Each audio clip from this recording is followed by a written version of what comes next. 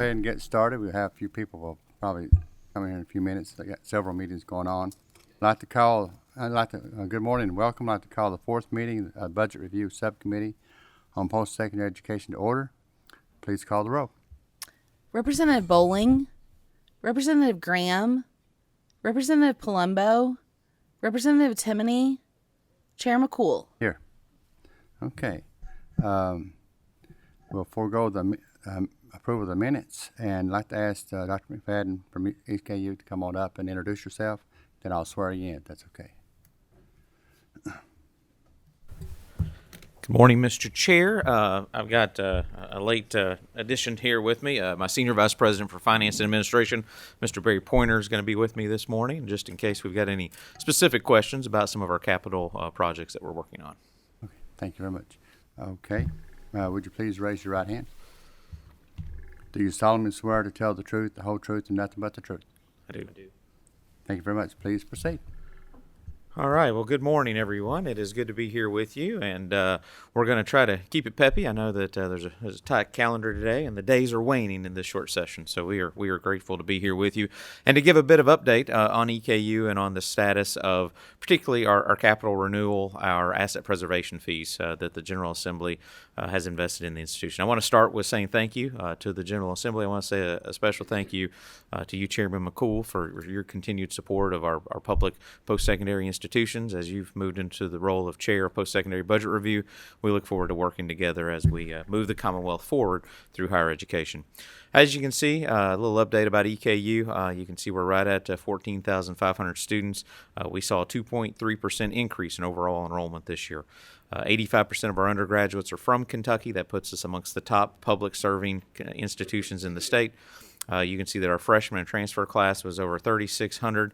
That was a 33.7% increase of total transfer and freshmen this past year, with an average student GPA of 3.40. Our faculty to student ratio, as we think about serving students and meeting them where they're at, having that low faculty to student ratio is something we take a lot of pride in, that our faculty of record, the experts, are in the classroom teaching our students every day. As we think about serving our students, I always want to highlight the fact that we are investing in our students' success. $91 million in financial aid distributed to our student body this past year. We are the only institution in the Commonwealth where textbooks for all undergraduate students are free, on campus, online, anywhere.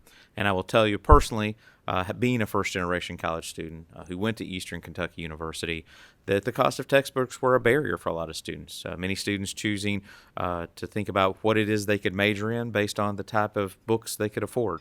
Many students trying to make it through without having the necessary course materials to be successful. We do not want that to stand in the way of their opportunity, and so we have made that investment, and it is one we hope to continue to invest in. Our merit-based scholarships continue to support our students who are academically performing well, and I want to say a big thanks to the General Assembly for their increased support of KEYS and CAP and other funds that support students here in the Commonwealth. 94% of our graduates, when we speak with them 6 months after graduation, say both they're satisfied with their career choice and feel prepared to be successful in the work that they're doing. I think that is a testament to the fact that every student who graduates from EKU has an experiential learning experience, meaning I've got a transcript that says here's what I've learned, but they've also got a portfolio of work that says here's what I can do, and we feel like that's critically important to power the workforce in Kentucky. And then last but not least on this list, being number one for vets here in Kentucky, being number 3 in the nation for serving veterans and veteran family members in the nation is something we take great pride in, and we're very grateful to be able to serve those veterans and veteran family members in the work that we do every day.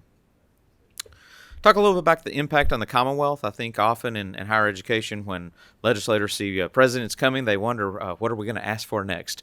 And so there's definitely a lot of needs, but there's a lot of good that we're doing with those investments. And so looking at EKU, our employment rates, how we're powering our communities through the types of degrees that we produce, but also the $580 million annual economic impact of our institution, not just in the community that we're in, but really across the Commonwealth as a whole. And so as we think about the degrees that we produce, those who work in the healthcare fields, those who work in education, those who are working in public safety, those who are really on the front lines of making our communities great, that's what we do, and we're very proud of that, and we're excited to continue that work well into the future. A few things that really stand out for what we do best: risk management and insurance. We were ranked number 1 in the U.S. last year for risk management and insurance. That is an outstanding program, and it is one where our students are employed long before they graduate. There is a great placement rate amongst those students. Number 1, best RN to BSN in Kentucky. We take great pride in that. Top 10 nationally ranked occupational safety program, and then our 4-year aviation program, the only aviation program in Kentucky, helping to power Kentucky's number 1 GDP, which is aerospace and aviation. And we're very grateful to have that program at our campus and to be operating the 3rd busiest airport in the Commonwealth of Kentucky. We continue to focus on access and affordability for our students and making sure that we are a vibrant campus where everyone feels like they belong. From an academic program standpoint, as you can see, the things that I talked a little earlier about powering our communities, from aviation to nursing to our new manufacturing engineering program to our social services programs, so you can see that the degrees that we're producing are degrees that are in high demand in the economy today. So to get into kind of the meat of this presentation, talk a little bit about asset preservation. I apologize that the formatting is a little off here, but hopefully it won't impact us. Just over $63 million that the General Assembly appropriated over 2 years for an asset preservation pool for Eastern Kentucky University. There was a match, and we continue to work through making sure that we're meeting your investment with our investment because they are our facilities, the Commonwealth's. We have had $59.2 million of that has already been approved by our board. That is a multitude of projects dealing with things that I'm going to show you some pictures of. And these are not going to be pretty pictures because these are some of the things that we're dealing with an aging infrastructure on our campus. For many around the table, Dr. Bob Martin, who served as president of EKU, also was a member of the Senate and this great institution. He was really responsible for an immense amount of building on our campus from 1960 to 1970. Much of that infrastructure has not been touched since that time. So kind of talking about maintenance needs, we have 13 capital projects from the pool that we are addressing right now that we are diving into, and you can see a picture here. Steam lines are really one of the biggest issues that we deal with. It is an aging infrastructure with some materials at the time that were not quite as durable as the things that we're putting in the ground today, but unfortunately they go under every road, every sidewalk, every building. They are hard to get to, they are hard to replace, and it's not a pretty process to do it, but it is a necessary one to do.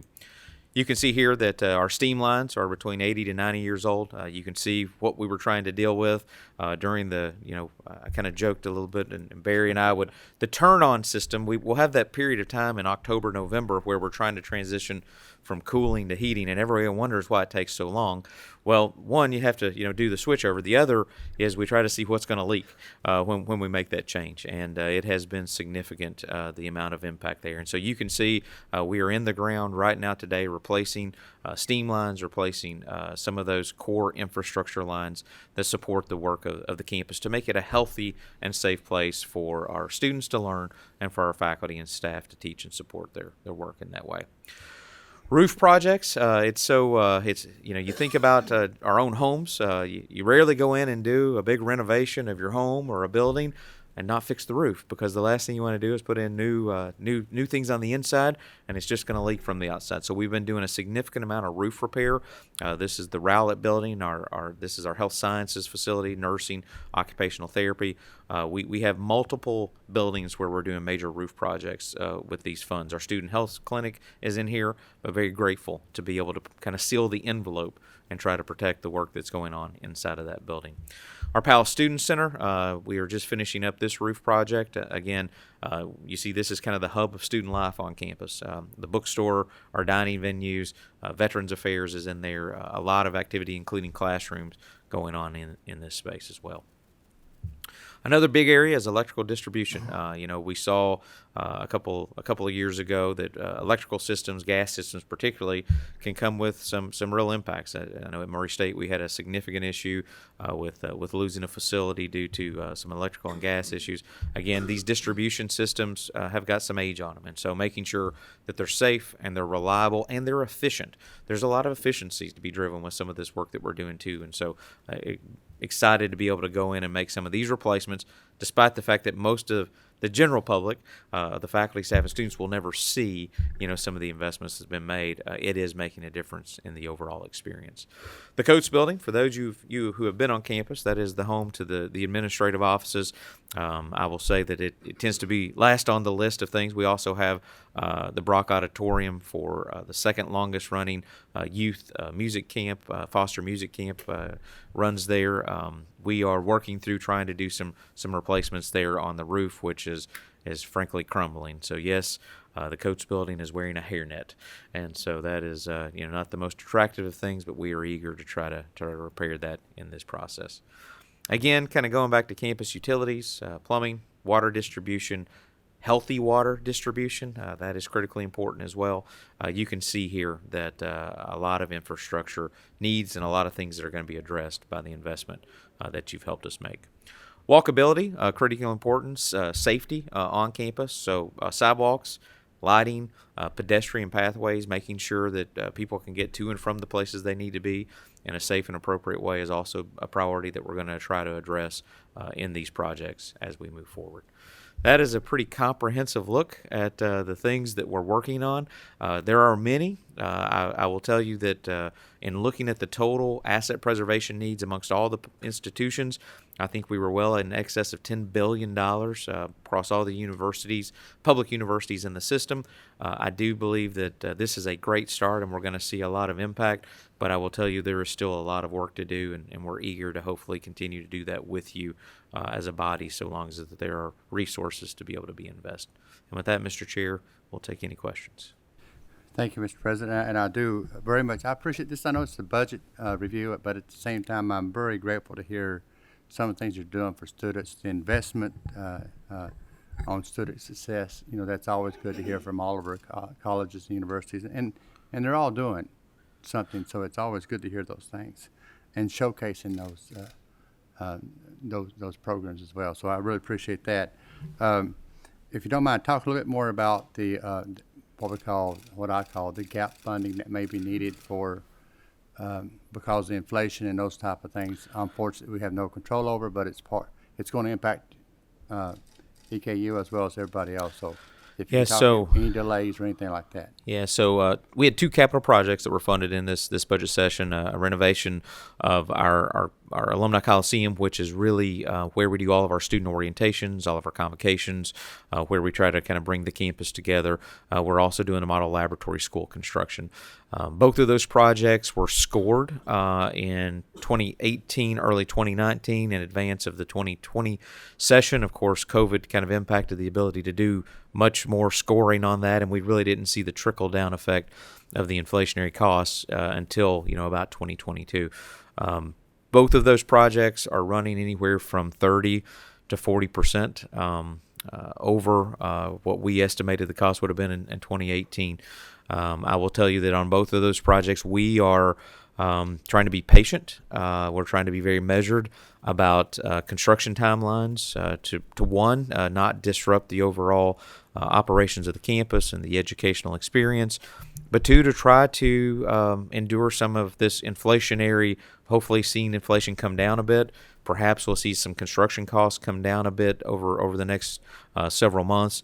But at the same time, I will think that we will be back here in 2024 trying to see if there's a way for us to partner together in funding the gap. The same is applicable in our asset preservation projects. Cost of steam line, cost of chillers, cost of roofing materials, all of those things have went up, and it is, I will say it is a challenge to try to balance those escalated costs, and particularly in electrical, plumbing, some of those trades, lumber and those things have come down, but we don't do much stick-built work on university campuses or in government buildings. So steel, electrical, plumbing, HVAC, those prices are still holding really high. And so we are trying to be good stewards of those funds. We're trying to be very measured in how we invest those, but we are hopeful that if funds are available, that we could have some further conversations about how we can bridge the gap or endure kind of this, if what the Fed is doing and other things starts to bring prices down, perhaps we can get back to a more reasonable dollar figure for the cost of these projects. But we are working through that, and Barry is really on that every day. We're trying to buy in bulk. We're trying to buy in futures if we feel like we're getting a discount. We're trying to really do everything we can to make every dollar go as far as it can. Thank you very much. Is there any questions from anybody? Well, I thank you for your presentation and thank you for your time. All right. Looking Thank you forward all. to continue working with you. Thank you very much, President.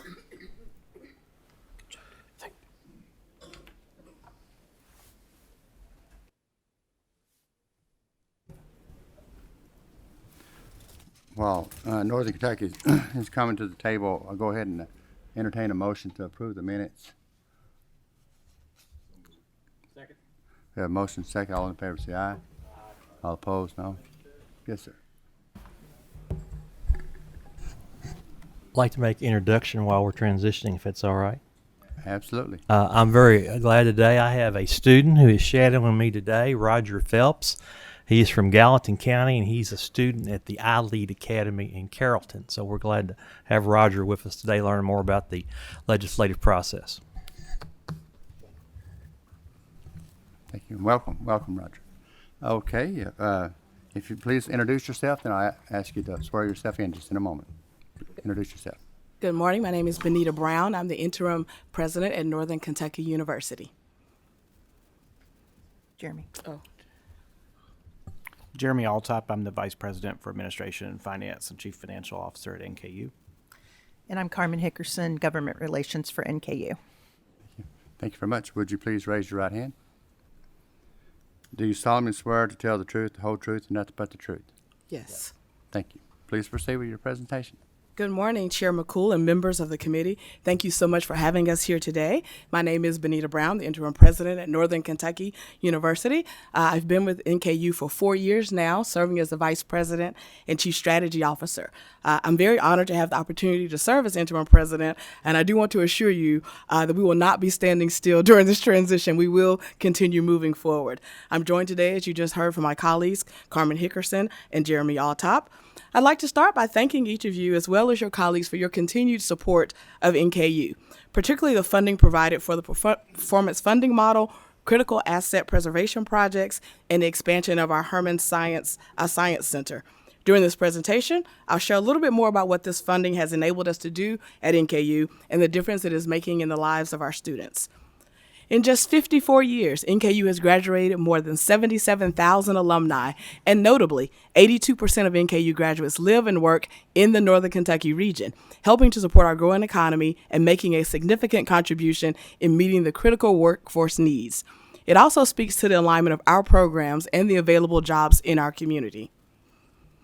NKU's geographic location at the crossroads of the country allows us to be a partner with major companies for the mutual benefit of the region and our students, from St. Elizabeth Healthcare to the Cincinnati Northern Kentucky International Airport, to Fidelity and Western Southern Financial Companies, to Amazon and Verst Logistics.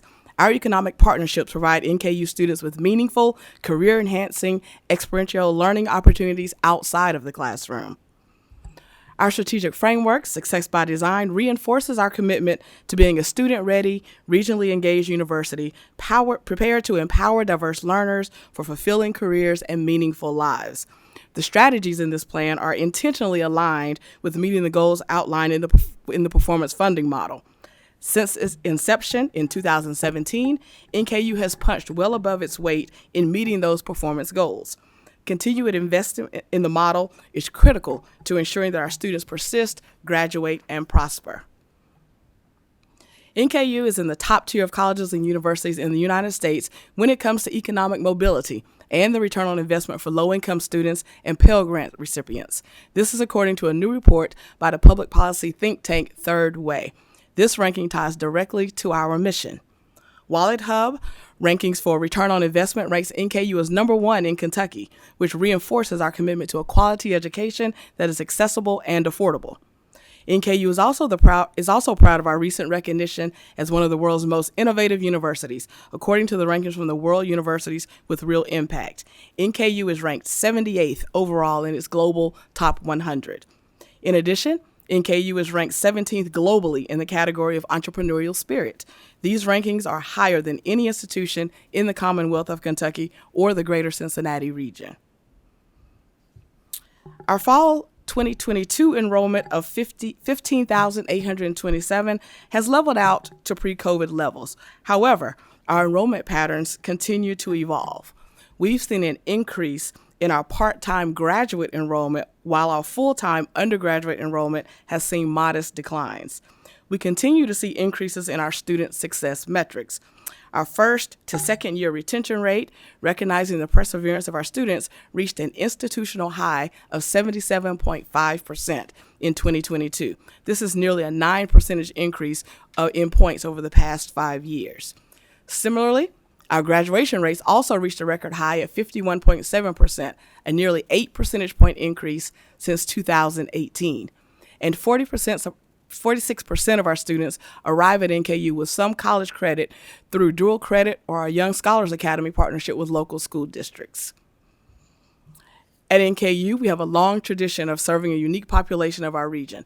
42% of our undergraduate students are first-generation college-going students, and 21% are Pell-eligible low-income students.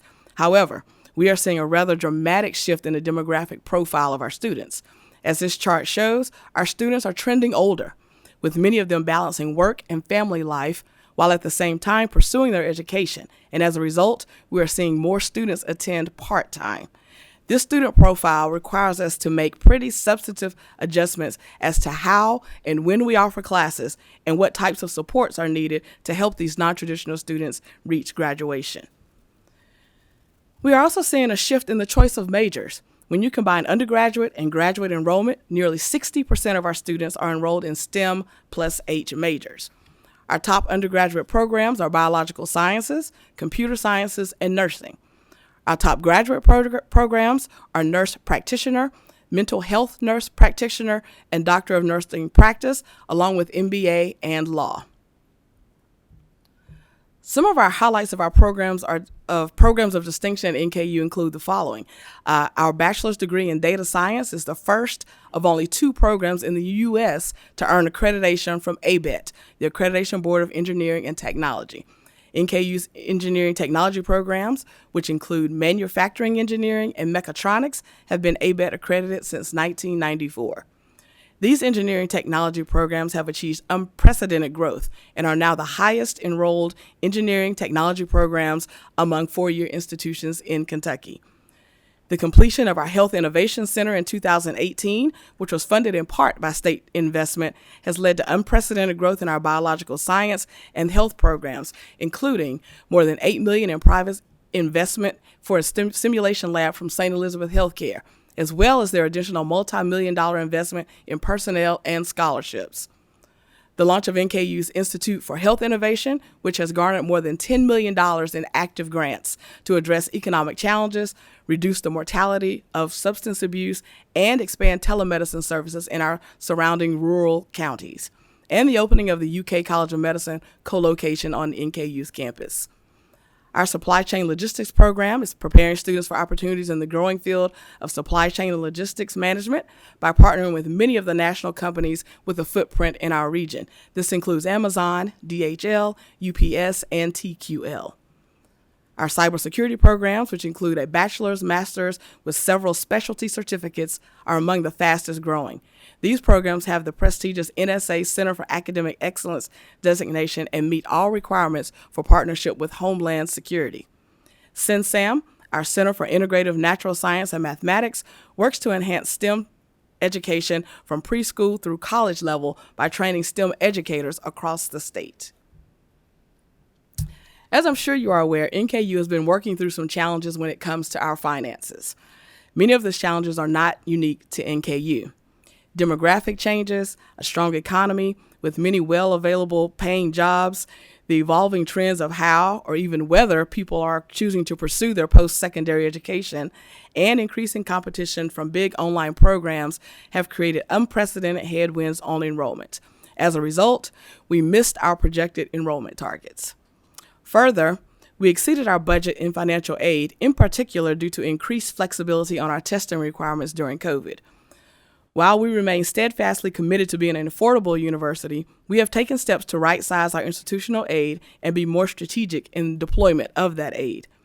At the same time, we have ramped up our efforts to ensure that our students access all available federal, state, and private aid, including the requirement of FAFSA completion for all financial aid.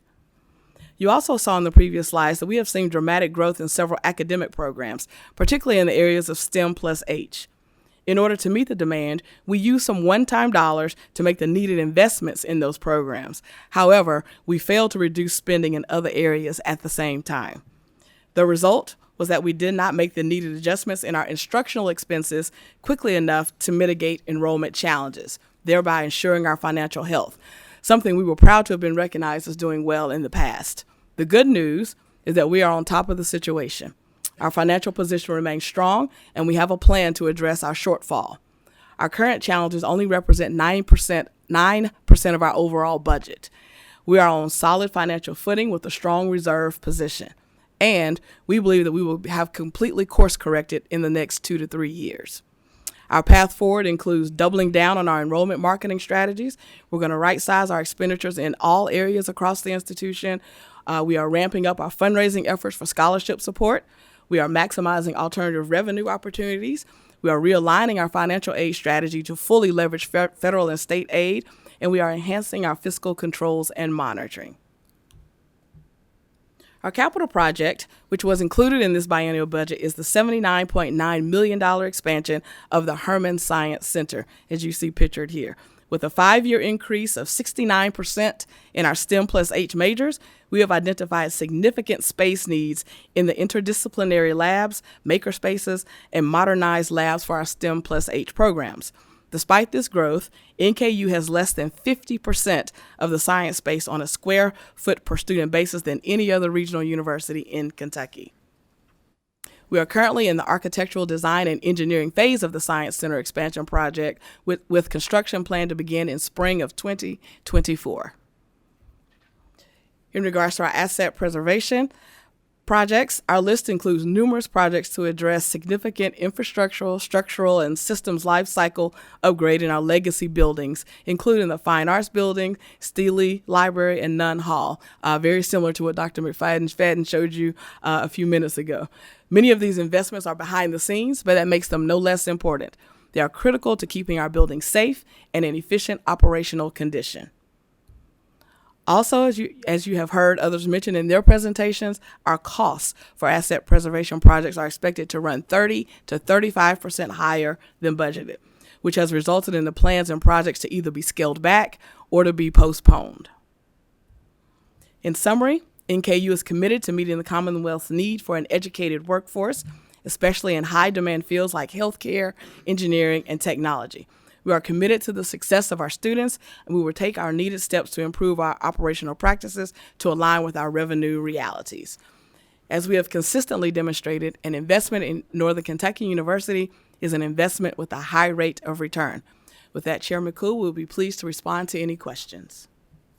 Thank you, President Brown. I really want to say commend you for being an interim president. Sometimes people think that's just a holder for a moment or two till somebody else gets there, but doesn't sound like that's happening in NKU. So I like to hear the passion. I actually served an intern for like 3 years, and so I do know that you don't sit still. You get on the bus and you keep going. Absolutely. So thank you for that. your We are passion. moving forward. It sounds like you really are, and I'm really pleased to hear that. I want to you touched base about the shortfall, and you know that's real. And you identified how you're going to address that with right sizing and I like the idea of right sizing. It's a lean process. So in my mind, it's right sizing. You're going back to zero-based budgeting, justifying every aspect of the college. And is that the same thing, or is yours a little bit different? I think that's a little bit different. I'm going to defer to my CFO to respond to that. Thank you, Chairman McCool. We are looking at every element of the budget. I wouldn't say that we're completely back to zero-based budget, but we have a good handle. One of the big things we've been doing is, and the President mentioned to that, is adding resources in growing programs and taking away resources from programs that aren't growing or have shrunk in the past. So it's reallocation of resources from that. So we are looking at all of those types of factors in making these decisions. I would also say we're looking at our processes and procedures and the staffing that's aligned with that. Do we need the same amount of people doing this process, or has technology caused that to decrease and go down? We only need maybe 1 or 2 people doing it. So we are literally looking at everything on campus, how we do business, how we conduct business, to see if there's anything that needs to be sunset or anything that we need to stop doing or to do differently. Appreciate it. Maybe not totally zero-based budgeting, but still it's the same thing. You're reviewing different program areas. Absolutely.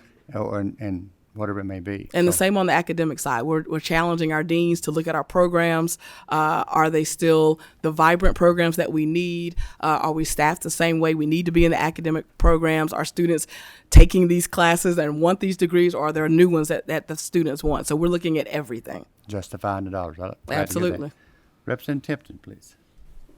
Thank you, Mr. Chairman. President Brown, the first time we met, I think you've been on the job just a few days. What are you up to, about 2.5 months now? 2 months. 2 months, 2 months. Well, I'm Not very, that I'm counting. very impressed with the handle that you've got on this. And I appreciate the comments you did. I know when it was announced, it was about a $24 million shortfall in the budget, as I recall. So I know that took a lot of work Yes. to right size that. And I appreciate your efforts.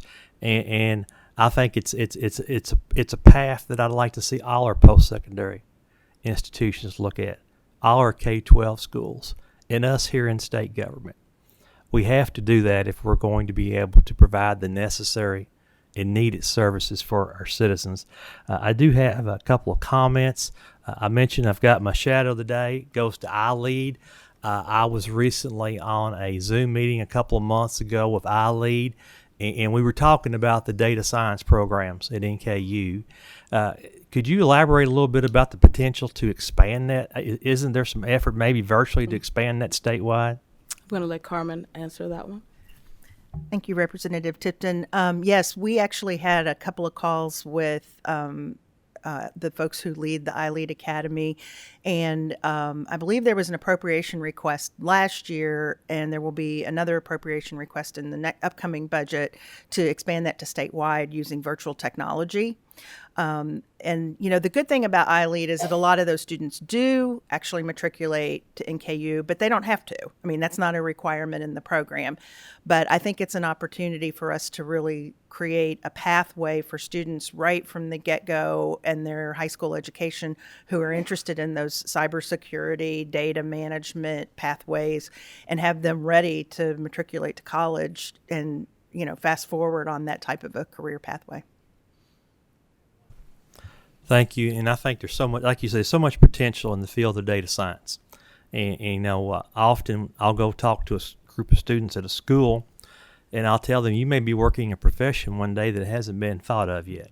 And this is exactly what I was referring to, these types of new jobs, new technologies. One additional question. In your service area, you border Indiana and Ohio. And what percentage of your students at NKU are out of state, and do you have any kind of in-state tuition relationship with those students in the border states? Do you know the tuition part? Okay. So not sure if I know the out-of-state percentage. I think the last number I saw, maybe 10% was out of state. 10 to 12% might be out of state, and for tuition, Jeremy. Yes, Representative Tipton, we have a program for Indiana and Ohio residents in those contiguous counties where there is some tuition discounting that is more than in-state but less than the stated out-of-state rate. There are also some reciprocal programs with particular institutions involved as well. We can get those numbers for you. So, yeah, see no other questions, but at the same time, well, thank you very much for coming forth today and sharing with us the good news, and also that you had an issue and a problem, but you're facing it, and at this time you don't need our help, but we're glad to be there when we can. But thank you very much. Thank you.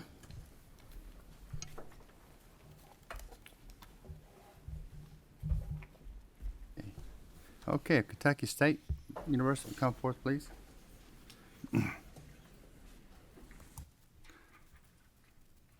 Please introduce yourself, and then I'll swear you in.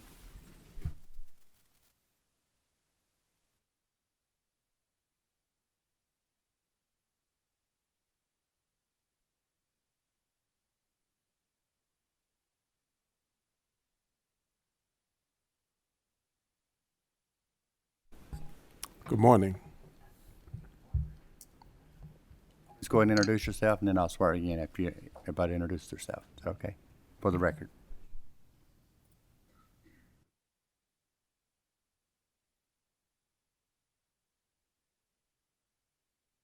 Go ahead. Ronald Johnson, and I am the interim president at Kentucky State University. Sir. Good morning. I'm Michael Daly. I'm the interim provost for the Division of Academic Affairs at Kentucky State University. Good morning, Chair McCool. I am Daryl Burnett, and I'm the interim CFO and Chief of Staff. Make sure you have your microphones on, please.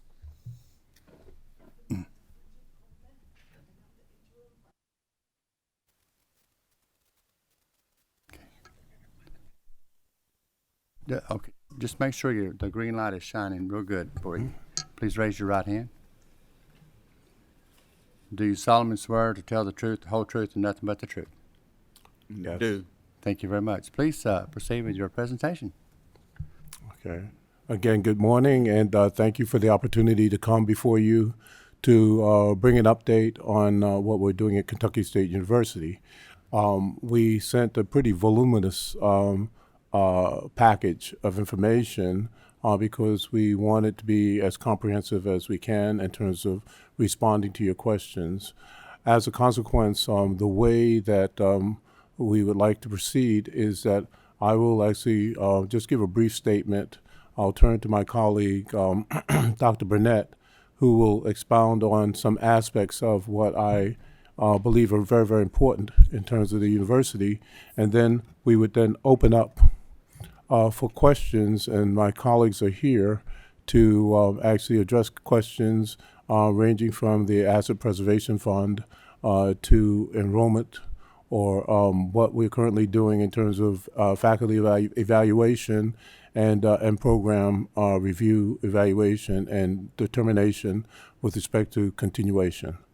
And so with that as the start, if Chairman McCool, if that's fine with you, I would then start out by just pointing out that last summer, the Kentucky State University Board of Regents selected me to serve as the interim president to run the day-to-day operations of the university and to address the mandates presented in House Bill 250 or HB 250, including the deliverables that are identified in the Council of Postsecondary Education, or CPE, approved Management Improvement Plan. I've assembled a team, several of whom you see before you here today. And we began working with the board at Kentucky State University and CPE to address the priorities outlined in HB 250. To jumpstart these efforts, I initiated a plan of action, and I entitled that plan of action, Enabling an Intended Future for Kentucky State University. That plan was to operationalize essentially what it is that we need to be able to do in order for this institution not simply to be saved, but for it to flourish. It has three elements to it. Restore the fiscal and operational stability and greater transparency of this institution. Realign operations, policies, and resources at the university for greater efficiency and performance. And then third, and not the least, actually, it's probably the first two. If you don't get the first two done, you're done. But if you get the first two done, you'll be back here 5 years from now. Then you have to have the third piece, and that is to reignite the future sustainability of Kentucky State University around a vision that helps this institution meet its promise to the Commonwealth of leveraging the success of our students, our region, the Commonwealth, and beyond. This action plan is currently in progress and has already borne fruit. However, we have actually run into the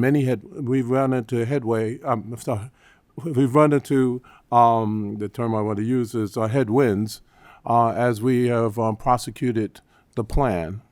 We've been able to deal with many of those, and we know that many to come, and several of them show up in the form of course, a seriously deteriorated fiscal plan and unfunded obligations that have crawled into this year's budget, some of which are recurring. I'd like to turn the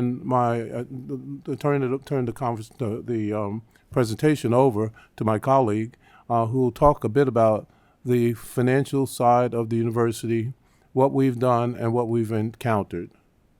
Thank you. Just like NKU, KSU is still dealing with. Is your microphone on there, please? Sorry. Okay, I'm sorry. That's all right. Like NKU, KSU is still dealing with financial challenges for a multitude of reasons. I just want to give you a brief update on where we are, but let me even back up just a little bit. Some major achievements I think that are very, very noteworthy that I think everyone needs to know is that we have already started the audit of our 2021 and 22 financials, something that's been delinquent, and we're about 2 months in. The projected date of completing those audits is June of 2023, and that will get us out of the hot water with the Department of Education as well as the state of Kentucky. So I just wanted to share that with you, and that's progressing along very well. From a financial perspective, obviously the state appropriations are right on target. We're expecting another appropriation of $5.5 million that will get us right around $20 million of state appropriated funds. Unfortunately, our enrollment targets have declined slightly, about 183 students. One of the things that we did not consider in the budget was that many of our kids meet their graduation requirements in December, and that wasn't factored in, as well as some kids just didn't meet the academic standards, and we have to send them home. So as a result, we are seeing some decline in those elements that are student-related or student-centric.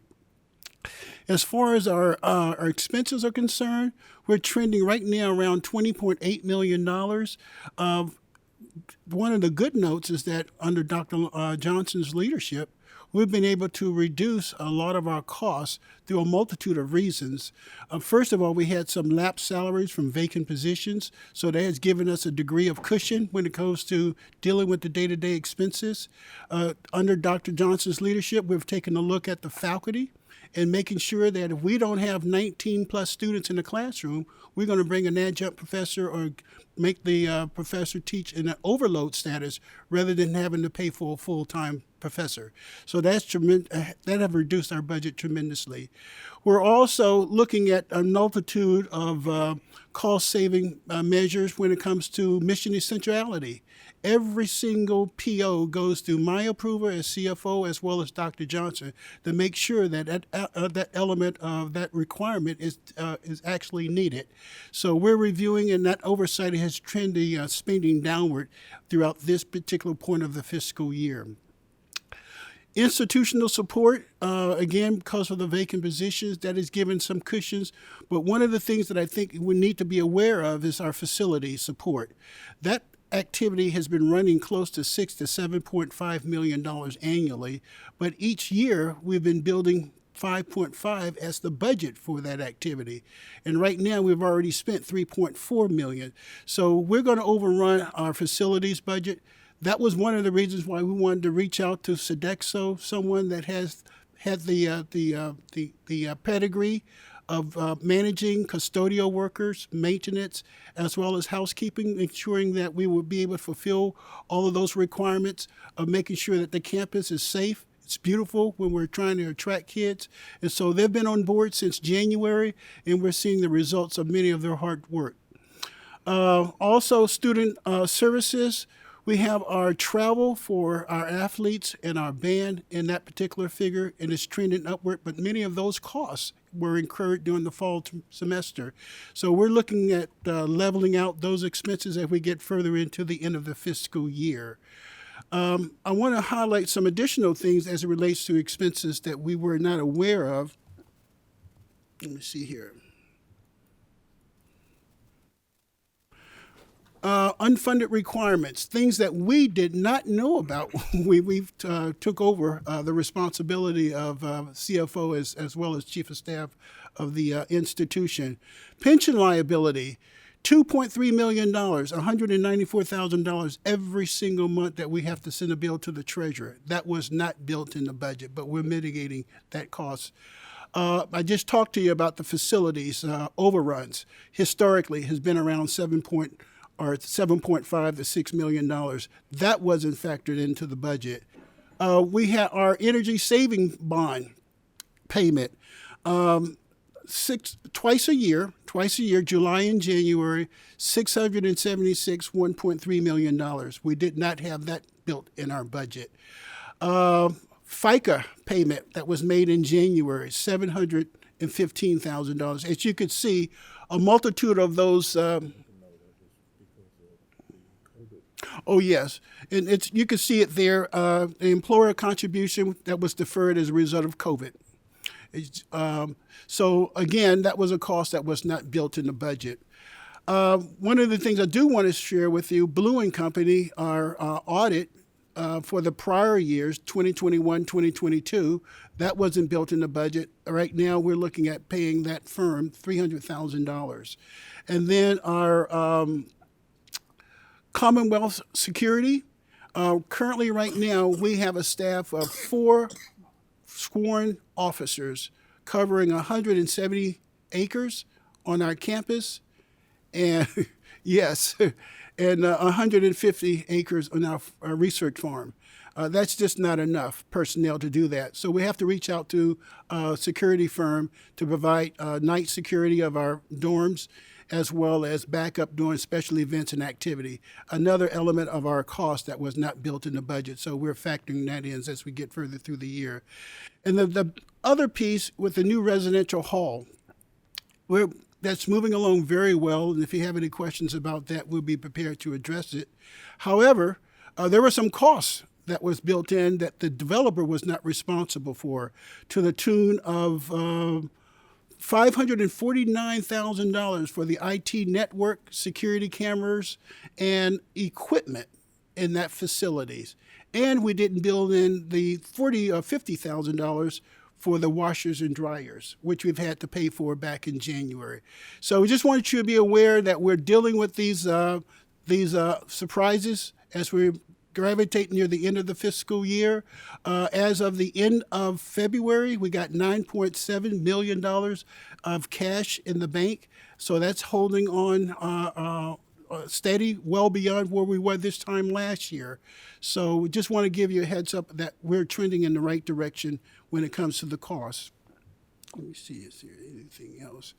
Asset preservation, like many of the other presentation that you've heard this morning, we still have some challenges, as you could see. But as you could see, our estimated scope is $18.5 million. You can see the various different projects, and with the campus match, we're looking at $2.4 million for that particular balance. Again, I've already talked about the single audit. That's progressing along pretty well. And then we're also moving along and collaborating with CPE as it relates to the management improvement plan.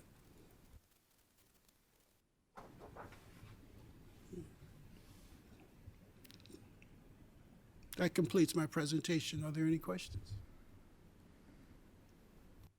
Okay, Mr. President, do you have anything else right now? Are you good? You guys got a couple of questions? That's okay.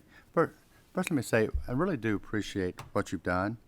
And we're talking about being interim. All of y'all are interim, so appreciate that coming to the service as we so much need you. And Kentucky State University is very, very important, not only to our area, but the whole state of Kentucky. So I want you to know that. And I personally feel that, and I feel the same thing. I can't speak for everybody, but I can tell you the feeling I get from all the legislators that feel the same way. So we just want you to be successful, be efficient, and be of service. And that's what we really hope to do. You mentioned some things you're looking at, and sometimes you find unfunded, expenses no matter what you do when you start diving into things. But you're probably covering some of those, but maybe some salary savings, revamping your class size to ensure that you don't have just 3 students in for a full-time professor or those type of things. So you're internally doing some of those things. I appreciate that. Just want to let you know that. And I think we have some questions from Representative Tipton, too. Thank you, Mr. Chairman. President Johnson, appreciate you and your staff being here. I know the past several months have not been an easy task for you. I do have a couple of comments and then some questions, and I know a lot of these things happen before you, but I cannot fathom how the IT costs, the work, those things were not part of that capital construction project on that dorm. It's hard for me to imagine some of the items you mentioned that weren't budgeted for. Those are standard courses of business, so I know you're trying to correct that. I do have a question about the dorm, maybe a 2 or 3 part question. When will the dorm completely be ready for students? But my most important question is, I know there's a bond payment due in a little over a year on that, and it's my understanding that the KSU was depending on revenue from the spring semester to help make that payment. Of course, you don't have students in there, so you don't have that revenue. How are you going to be positioned to make that bond payment in a year when it comes due? I'll start, and then I'll turn it over to my colleague. I think that that's really an important question. It fits into the general story of where's the beef, right? We come in and we start looking, and then we find that some things that should have been recognized before, when the board was presented with a budget on June 3rd, that wasn't there. One of the things that as you noted correctly, the new residence hall is not available. It was advertised before I got here. It was actually included in the budget of $1.4 million expectation. And then once we, but no one actually was meeting with the people in terms of until we got here. And then once we got here and we started to review things, we found out that that building was not due to be turned over to the university until July 1st. Mm-hmm. So that meant that $1.4 million is MIA.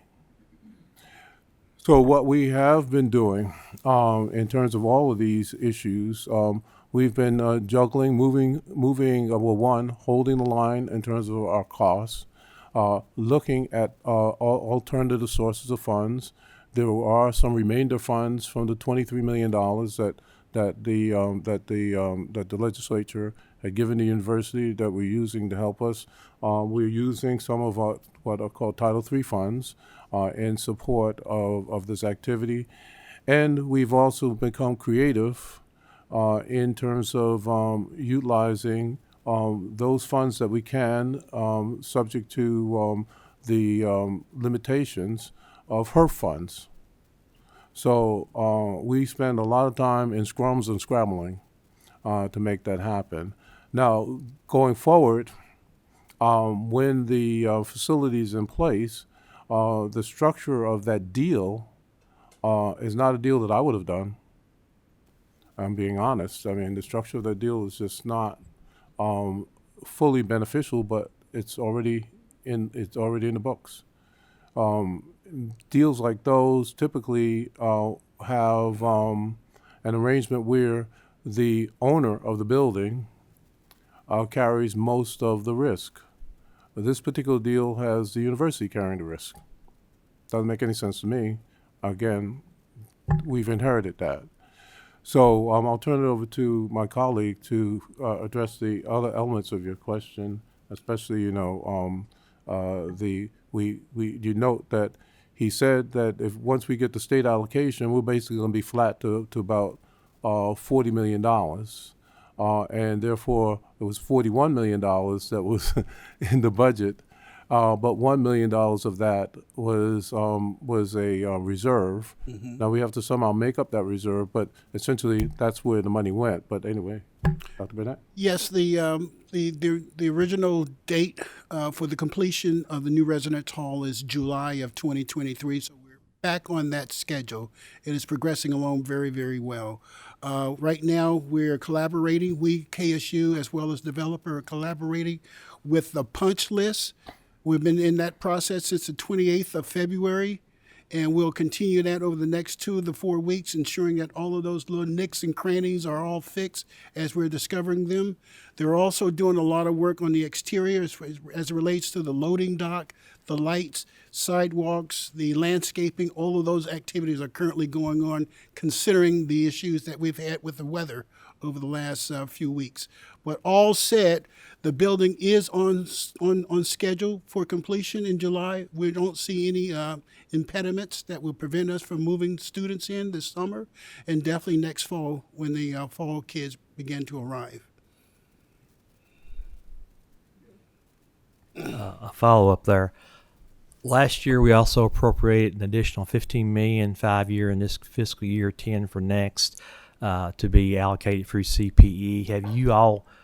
How much of the $5 million have you utilized this year, and how much is still available? Okay, 2.5 million of that 5 million for this year, CPE reserved in support of online finding an online partner. So we were down to 2.5 million. I negotiated with CPE to get an allocation of $500,000 to support our to support an RFP that resulted in bringing on board a team called Your Part-Time Controller to help us get the because as you know, Representative Tifton, you've asked these questions before. We didn't have any people in terms of finance and administration, so we had to bring in a crew to really get this thing moving, and to also be able to establish the SOPs that are needed for us to be successful and socially successful with respect to the management improvement plan. So $500,000 was given in that context. Then another 1.3 million was given out of that $2.5 million in support of Sodexo as we try to get this institution up to an APA level 3, and so that leaves about $700,000 that's there. It's my understanding that once the CPE board sees the results of where we are in terms of the management improvement plan, that those funds will be made available. We have had conversations with Dr. Thompson and his team, and certainly for the funding that is scheduled for next year, some of that funding is not going to be, cannot see it simply based on performance and that sort of stuff. It's actually got to be there to deal with a number of these recurring items that were just not captured in the past, to give us the ability to get the foundation firmly implanted. It's sort of kind of sad, but those wins that came through last week took our baseball bleachers, and it's almost like someone took them and bent them and put them all together as like a ball, because they were not tied down. Okay, they sat on concrete, but they were not tethered to concrete, and so we need to have the time to be able to build that foundation so you tether this place to concrete so that then you can actually build and move it forward. Thank you. We got just probably a couple minutes here, if you don't mind. Could I go back and circle back and ask you about the enrollment? I see some comparisons from fall to spring. Typically, your fall is higher on any college university. I won't say always, but typically. But what is your enrollment right now, not dual credit? Yes, absolutely. I'm Bridget Goldman again, Interim Vice President for Student Engagement. Currently, our enrollment is 1279, and that number is representative of the spring enrollment. And as you mentioned, we had graduation, students graduating. We also had some students that didn't return, but our overall retention from fall to spring is about 88%. Okay, so good. 1279 based upon the enrollment for the spring. That's our census information. Okay. Yep. So I may not be too far off, and usually your fall enrollment is your highest enrollment. Absolutely. Absolutely. Okay. You're correct on that. Well, thank you very much. Any? Yes, Representative Grant. President Johnson, first of all, let me thank you for what you and your team are doing in trying to get my university where it needs to be. You and your team have made some significant progress, and obviously you still have a way to go. But obviously, you also need help, not only from CPE but from us. And I would hope that eventually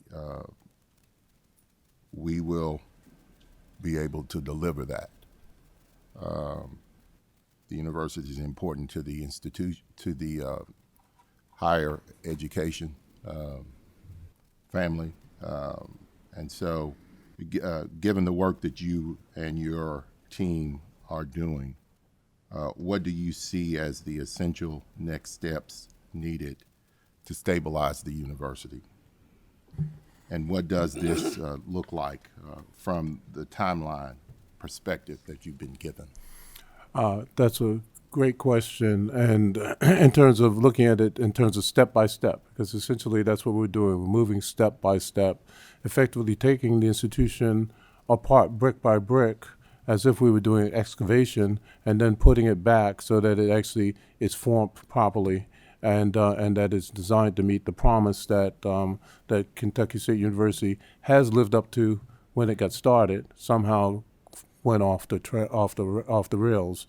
So in that step-by-step effort, arguably the most immediate issue, beside, of course, figuring out the financial stuff and where the money's going to come from, and also recognizing that all institutions are people-to-people institutions, and that we have to be able to figure out what we're going to do in terms of retaining talent by providing them with compensation, especially given the inflationary environment. But the step-by-step involves the academic side. That's the reason why people come to the institution. I'll turn it over to my colleague, Dr. Daly. Good morning. One of the things that we're doing, and it's also a critical element in the Management Improvement Plan and House Bill 250, is to implement a performance-based evaluation system. That system, we were asked to implement that system. We started the design in the fall. We provided training and support for faculty around what they needed to prepare for from August until December. We implemented that evaluation system this semester. We have finished the first tier of that information. This is a two-tiered system. So you have a chair review or department lead review, and then you have a dean review. The system in and of itself is comprised of three primary components: teaching effectiveness, scholarly activities, and the university and community service. There's a fourth area, which is contractual obligations that we call compliance. We hired you to do a specific job, and we want you to meet those expectations. And that is the only area that actually can pull away points from the evaluation system. So if you're not doing your contractual obligations, it's going to take away from what you're contributing or producing in the other three areas. We have a rating system that starts with exceeds expectation and then goes down to meets expectation, which is the university standard, what we expect everyone to do, then to needs improvement and unsatisfactory. We have, because of this is one critical step to right-side that ship. We have to know who our talent is. We have to retain our talent, but we also have to support that talent to meet the expectation and the needs of our students. And so we've conducted 97 evaluations with faculty, 13 department heads, chairs, and 3 deans. I think sometime when we come back from spring break, we would have conducted that second tier review, and we'll be able to submit that analysis and summary report to our partners at the Council on Postsecondary Education. The other things we're doing to help support our colleagues here, you talked about enrollment. One of the things that we are working on is looking at our schedule and determining that we're going to look at our core. What do our faculty that teach that 4x4, what are they required to do? They teach those 4 classes each semester. We're going to fill that space first so we can reduce any overloads and hopefully additional adjuncts. And then we'll add those courses as needed based on need. And then, as Dr. Burnett mentioned, looking at that 19 as our cutoff so that we can determine that we are, first of all, fiscally responsible, but also meeting that academic need. So those are two critical elements that we're working on as we move forward. We're holding the line, as President Johnson said. What's this? The other part of that, Representative Graham, is that's in the management plan is our program review. You mentioned earlier, I think it was Representative Tipton, what are we doing with that money?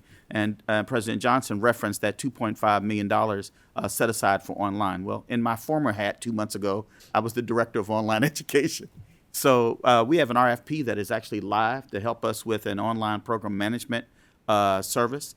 And as part of that, we had to prepare. We're working with our partner CPE and Grays and Associates, and they're reviewing all our academic programs. And so that viability study started last Thursday, even though we've been planning probably a year in advance with training and getting familiar with the system. Grays and Associates team, along with the CPE team and our faculty, we met at the CPE building last Thursday. We had our first workshop. It was a great experience. I wish you could have seen it. I wish I had it recorded, because we went from sitting back and worry whenever you evaluate someone's program, you're on pins and needles. We went from sitting back in our chairs to leaning forward, looking at the data and looking at this process as informing our decisions moving forward.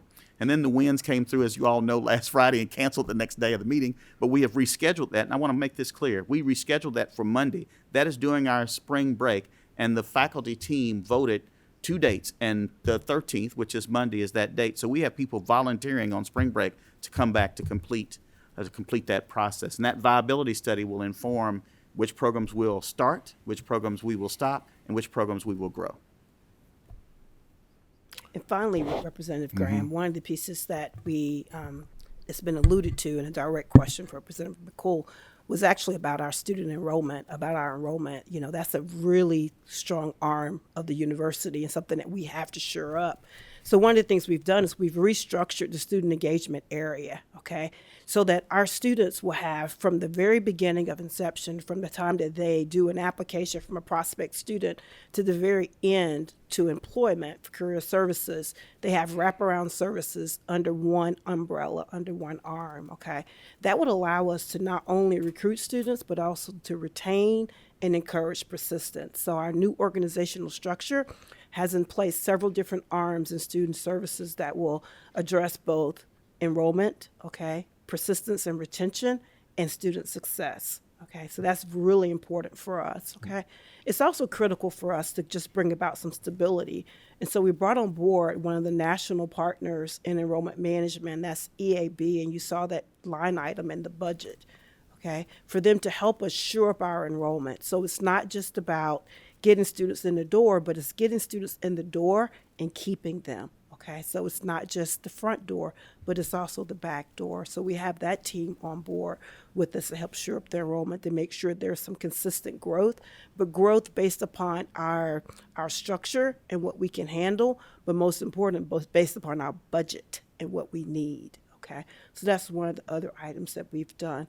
And they've been on board since February, and it's our goal to have a 5% increase in our new students starting in August, and then also impacting our overall enrollment, which is about a 3%. Okay. So, did you? I just have want to some add on comments? the enrollment issue, which makes it more complex when you are looking at Kentucky State University. It can't be looked at on a one-year clock. One of the measures that's used in higher education in terms of the performance of the institution, in terms of outcomes, is the 150% completion rate, which is 6-year graduation rate. And so if we are held to a 6-year graduation rate, those people that we will print next year came in 6 years ago. Now, one of the things in terms of the mathematics is that at Kentucky State University, roughly a third of the students that come in transfer out, and they go to EKU, Northern Kentucky, all these other institutions. You can't get those people back. So if you establish a target graduation rate for the next few years, you're talking about people you can't get because they've already gone through some other institution. What we have to focus on is to be a place where people come for a reason and they stay and they complete their degrees, and that we find the resources to support their success. So that's why we are taking this apart brick by brick and then putting it back together in a way that actually makes sense.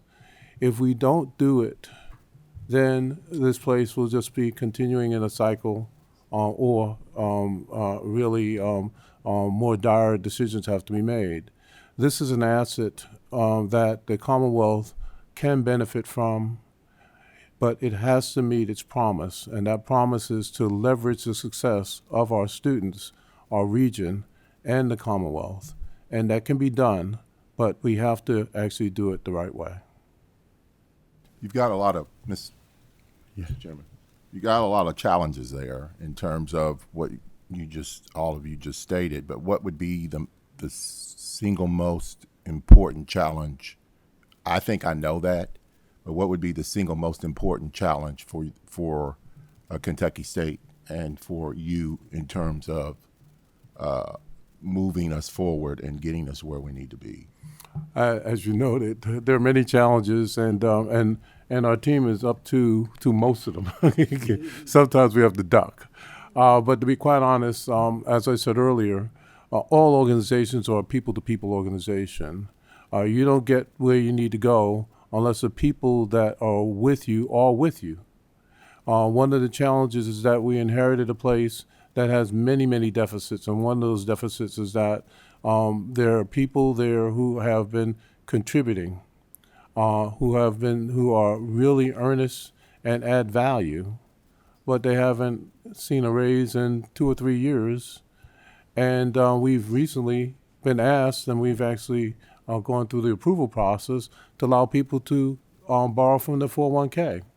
Well, you cannot actually have a successful place if the people are working hard, the people that are working hard are undercompensated, and inflation has eroded their ability to actually meet their obligations to their families.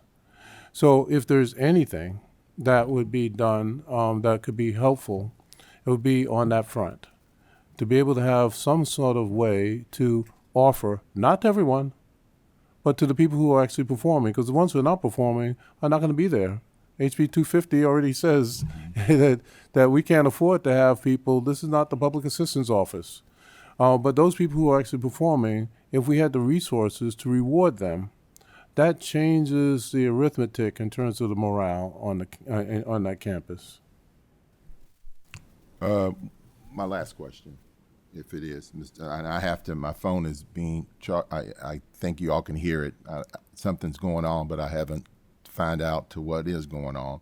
But the last question that I want to ask is, with the engagement measures that you are taking and which are required from KSU, in terms of the shareholders as well as the stakeholders to support the success of achieving the stability needed to enable the intended future of KSU. Can you address that, please?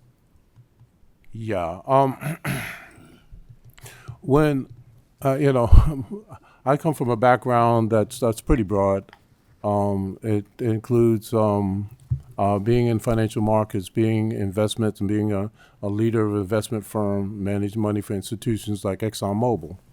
But I also come from a world of international economics and stabilization. And so when I look at the global economy, I look at the economy of the United States and certainly of the Commonwealth of Kentucky, it is not lost to me that the principal drivers of value creation, the principal drivers of growth are innovation, entrepreneurship, and social impact, where social impact includes, of course, health. And so Kentucky State University, in order for it to reignite itself, to be sustainable, has got to actually enter into those spaces with verve and to form partnerships with entities in the Commonwealth and entities that we can invite to come to the Commonwealth in those areas so that we can actually then be supportive of growth across the board. Kentucky State University has 3 areas of contribution to the Commonwealth. 1 is an HBCU, 2 is a land-grant institution, and 3 is a regional comprehensive institution. The first two, HBCU and land-grant, makes Kentucky State, gives Kentucky State the ability to be in every county in the Commonwealth. We have extension service offices in several counties, but we can be in every county. That land grant aspect also allows UK to be in every county. So, but we are also regional. And as a consequence, what we want to be able to do is not simply focus on the people who have been underrepresented, but also to focus on the communities across the Commonwealth where there has been underrepresented, where they have been underrepresented. With Extension Services offices and focus on having a health science program which surrounds our nursing program, we can actually produce people who can actually go to rural communities and be able to actually access health services and information. Through our social work program, we can actually do those sorts of things. So in order to move this institution so that it is truly a partner in the Commonwealth, what we want to do is reignite it, tie it to what we call inclusive innovation, which does not just mean underrepresented, it also means lower income, it also means rural communities. We have one of our people who's here is going to Washington next week during spring break, but he's going to be there in meetings with a host of people in the U.S. Department of Agriculture. Every county in the Commonwealth is a USDA county. And so separate from land grant to talk about the things that we can actually do in the context of the Commonwealth of Kentucky, because we do have a special relationship with the USDA. So those are some of the things that I think are really important to see. If we talk about the future as opposed to the past, we can get somewhere. And I agree with you in all those measures. You left out one, and that is the General Assembly, that the General Assembly and that the university should be coming closer together. Yes. Because we have the responsibility of providing for all of our institutions, and we need to get the message out. But my fellow members of the General Assembly need to also find out about Kentucky State in terms of coming to visit, having discussions with you and your administration, but also promoting an atmosphere in which we can work together to come to those same things that the other universities have been able to do. So add that to what you just stated, yes. And I think you got a winning message. Thank you. Thank you, Mr. Chair. Thank you, Representative.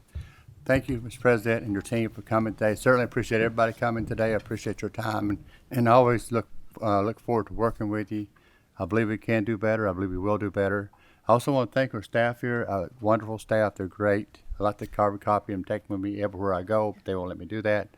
But they're absolutely great. So thank you. Our next meeting is going to be March the 16th.